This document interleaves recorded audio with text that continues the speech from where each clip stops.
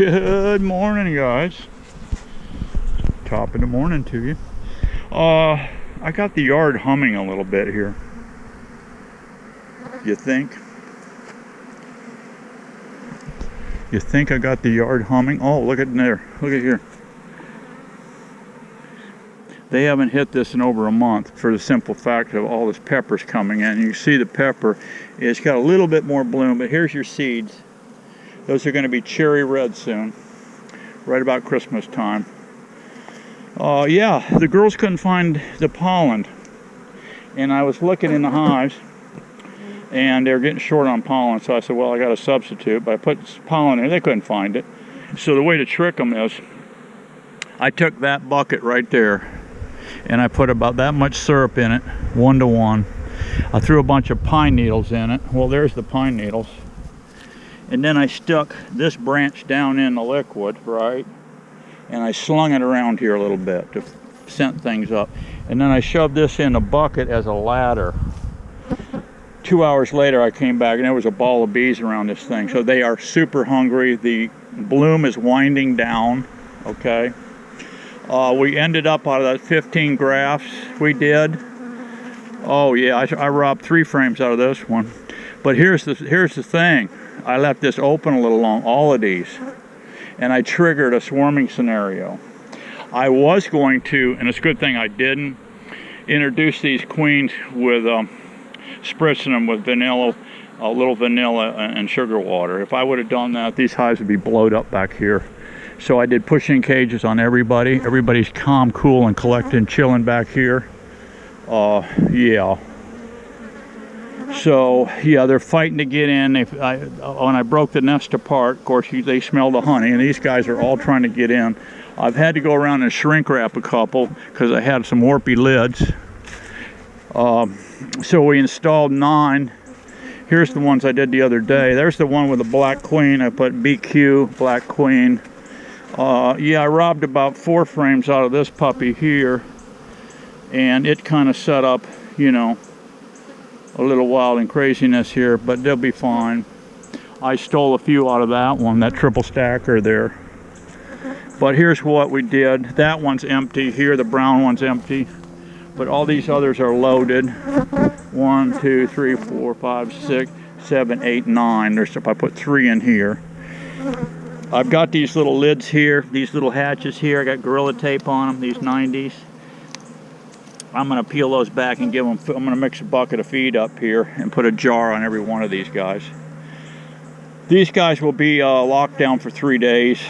I'm going to come back on the 3rd morning, early morning, right at daybreak, and I'll pull these, let these queens all out on all these 9 here. And let them do their thing. The last batch went perfect. I had no issues whatsoever. So yeah, oh, look at my orange tree here. We got oranges. I don't eat oranges anymore. I'm a carnivore. But they were good. This is wild stock too. I used to raise wild hogs in here. I had wild hogs I put in here, and I was throwing all kind of table stuff in there, produce, and oranges was one of them. And they were gobbling them up, and they were pooping out orange trees all over the place. Wherever they, I've got another one over here. It's getting engulfed with this invasive vine. It's got quite a few oranges on it. That's the oldest one. Then I had one sitting right here, and green blight, no, right here. That stump, green blight got it, killed it out. But this one still is really doing nice. Done nothing to it. I've never fertilized it. It's just living off swamp mud water here. What it's doing. Yeah. So we got them rolling. We got over 20 nooks going on. So I've shut down the incubator for the year. I've shut down the AC unit. So the grafting shack is shut down, and we'll crank that back up in the spring. And probably about February, these maples are going to start popping here. February, and we're back into it again. So it's not that far out. So what I'm going to do is keep sugar water pumped to these guys. I'm going to pump them to the max. And anything that looks super good, I'm going to hang on to it for breeding. I want to hang on to these black queens too, because I was talking with my bud. He's a commercial guy, pollinator.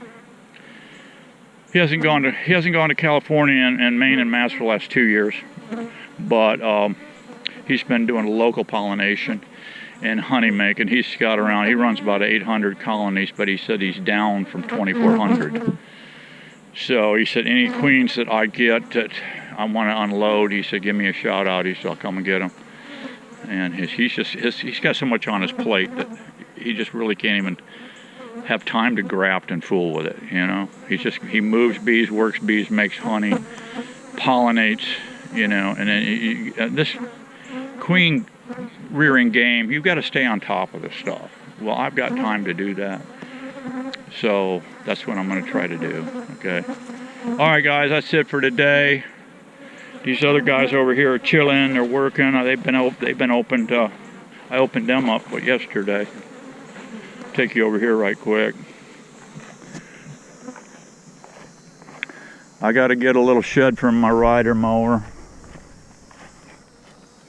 Had a big monster boar coon in that trap this morning. Oh yeah, food. So here's my other ones here. Doors are all open. They're all chilling. I did put my homemade, I had to cut them down because that's only 3.5 inches on the interior here. And those other ones are 4 inches, those beetle traps I make with a political sign. So I cut them down a little less than 3.5. They'll go right in here. There's one in each. There's a feeder jar on each one. They're on autopilot, guys, for the next 3 weeks or so. Yeah. I established all these with one frame of just about solid brood and all the bees and a little honey on it and pollen on it. That's how I established all these. And then there's one string frame in there. So you got a full one and that, so should be plenty. Should be all they need to rear these queens, get them started. When she comes back, starts laying eggs, they should be drawing out them string frames because I'm going to keep the sugar water on them. And my bud said, he said, you can keep on breeding if you want to. He said, I know an old fellow over here by me. He says he breeds, he's raising queens on into November. He said the tail end of November, he starts losing drones, but he said right now, and I've been through these colonies right here, guys. There is gobs of drones in this thing. Plenty of drones. So yep, I got the last pineapple. Well, actually there's one more in here, but that's kind of a dandy. I've never seen pineapple this late. There is changing in this climate, but I don't think it's man-made, but there is changing in our climate. I think it's just the earth doing its cycling thing, you know? It's kind of like rabbits and coyotes, you know? You get a flush of rabbits for a while, the coyotes all get mange, distemper, rabies, they die out. They've eaten up all the rabbits just about, and then the coyotes die out, and then here comes the rabbits back up again. It's like a 7-year cycle thing. And I think it's kind of like something, our climate's something like that. It's just in a cycle. If you think back, you know, you guys have been around several thousand years, right? You think back all the ice ages we've had, right? I remember those days. Anyway, this is the last one. This normally is done by, oh man, this is done by August. I've harvested all the pineapples. But here's one hanging on. There's another one in here too somewhere. I saw it the other day. Yeah. I got to get my brush cutter in here and get some more of these, get this tree limb sawed out of here, get these cockleburns cleaned back, and get me, I could probably get 5 or 6 more stands in here like that. Right in this little area here. It's not full sun. This area over here is full sun. All right, guys, later on. See ya. Be good. Bye-bye.